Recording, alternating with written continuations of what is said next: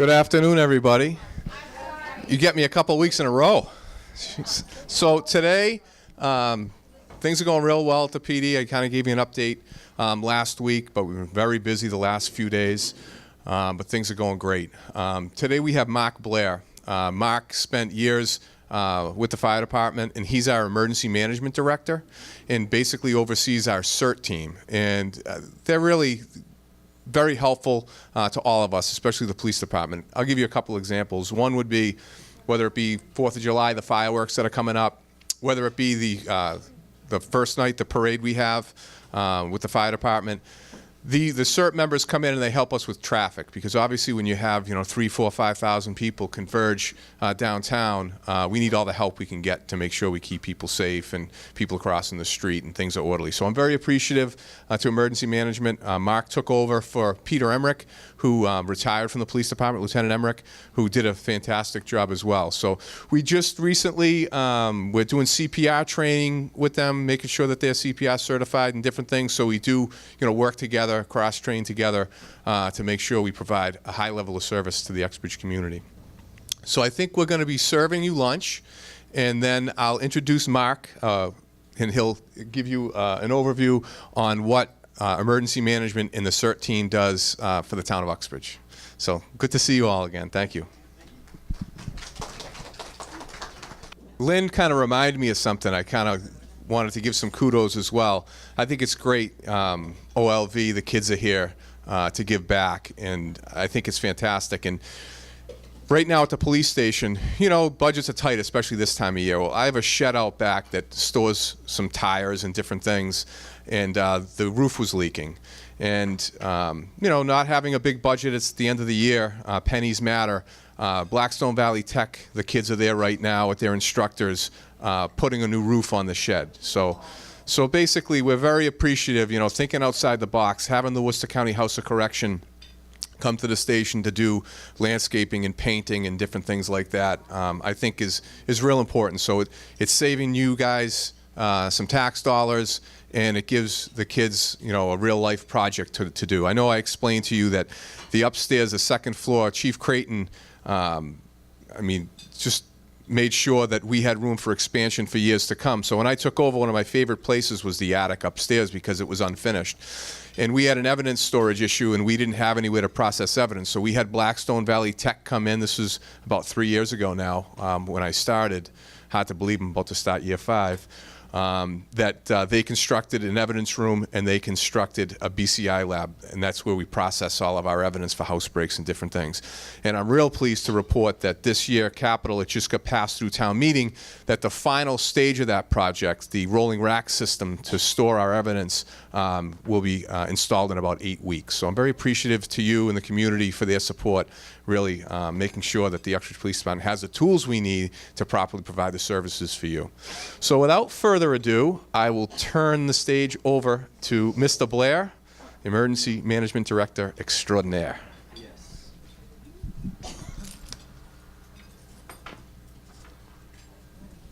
Good afternoon, ladies and gentlemen. Many of you know me.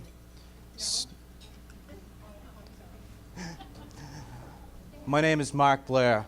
I'm the Town of Uxbridge Emergency Management Director. I'm bringing approximately 35 years of experience to the plate with my time in the United States Coast Guard and a time here working for the town of Uxbridge as a firefighter and EMT. I was born in the beautiful town of Northbridge, and then we moved here to the town of Uxbridge in 1988, where Susan, my wife, and I worked on our family together. My job as the emergency manager will be to work with the town manager and the public safety departments to coordinate the town action in the event of a situation or incoming resources, to properly support the town and its residents, to make sure that they are safe before, during, and after a storm. That is with the fire chief, with the police chief, with the Board of Health, with the Council on Aging, all the town department heads, so that we make sure that everything is taken care of. Uxbridge has a team of volunteers, like Chief was telling you, called CERT. They work with the fire department and the police department and coordinate in traffic controls and situations in crowd traffic areas. They may be involved in searches. A big part, remember the water situation you had? They were distributing water and manpower during storms, manning radios, manning computers, keeping things going, things like that. The gentleman in charge and my assistant in that is Andy Garabedian. He does an awesome job taking care of the team. Today, we are talking about preparedness in severe weather, but not always weather-related situations. But we can really appreciate the weather here in Massachusetts and New England because it can change in a heartbeat. I noticed you have your checklist on the wall over there, so if you really didn't get what I say, you can always check the current checklist on that first wall next to the office over there. FEMA recommends that we have on board 3 days worth of products that we need. The most important is 3 days of your medications, 3 days of oxygen if you have it or need it, 3 days of water, which is actually a gallon a day per 3 days. Because it may take 3 days to return the town services, which also may take 3 days to get you out of the buildings because of roads being blocked, because of wires being down, and things like that. So see those threes are there? 3 days worth of medications, including oxygen. Other things you might need is 3 days worth of perishable foods. It's recommended that you have that. You know, like tuna fish and things like that, which doesn't go bad that easily. But once it opens, it has to be eaten. Battery-powered radios or flashlights. Any other questions can go to ready.gov if you have the internet access, and that's FEMA. You also have that checklist up on the wall over there you can refer to. The number 3 keeps coming up. As we see, when the governor has declared a state of emergency, only authorized emergency traffic and authorized civilian traffic can be traveling the roads, which includes fire, EMS, police, hospital personnel, things like that, which you can't close down a hospital because we need them.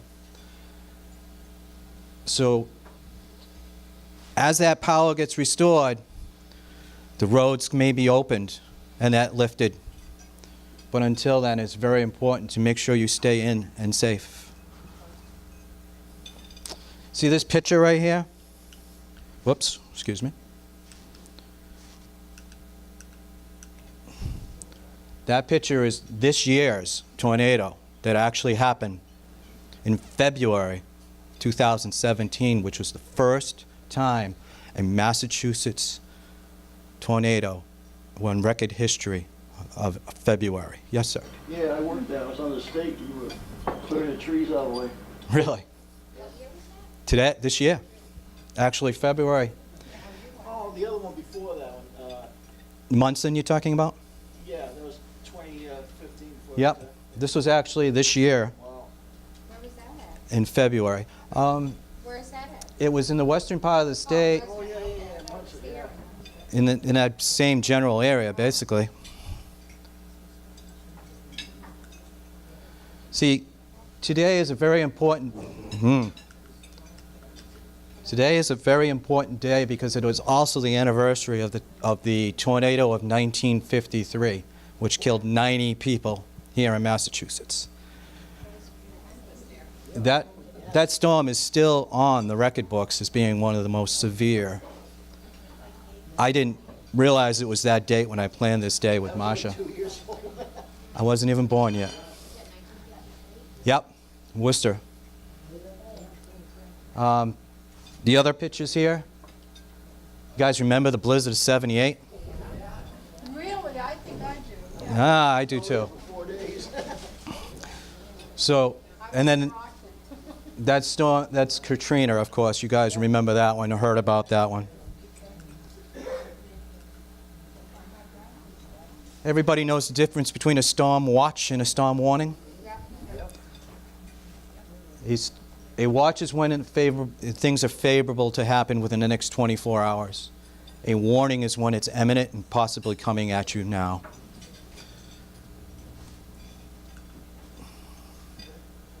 When a warning is announced, that's time to take shelter. It's not time to make sure you got everything, but that's why we should have everything already in a bag or whatever and ready to go. Your first thing to do is protect yourself and your family that's present with you. If it is a tornado, take shelter in the smallest room of your house or apartment, a bathroom or a closet type small area.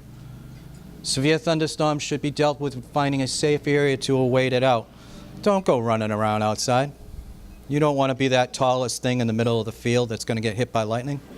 Oh, so I have a question. Yes. Is it safe to be in the basement if there's a tornado? Yes. Okay, that's good. A lot of places don't have it out there, and that's what happens. Some things to do not do in a storm. Do not have generators and pumps that are using exhaust-producing equipment near or in your house. It's very important because that CO detector that you don't have is not going to work. So it's very important to have one of those too. CO is a colorless, odorless gas, which we can't see without that detector.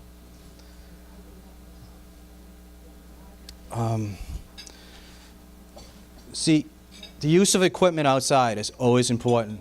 That camping equipment that people buy and use is not recommended always for being inside a tight, well-built house as they are these days because of the gas built up. We don't want to really use them like that. Or a charcoal or a barbecue grill, same thing. It all produces carbon monoxide or carbon dioxide. My references, of course, FEMA, the Federal Emergency Management Agency, Ready.gov, the American Red Cross, Massachusetts Emergency Management Agency, and the Uxbridge Public Safety.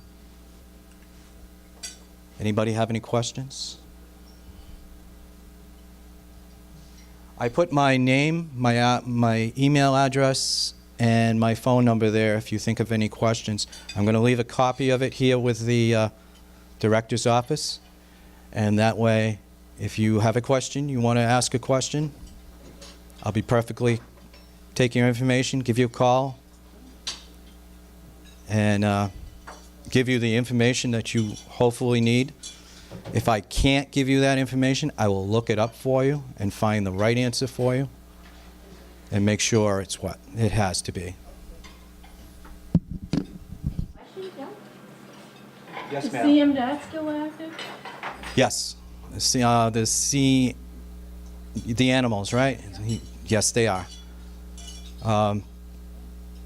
When we set up a shelter, we actually have to have provisions in an area for the animals so that people can bring the animals to the shelters.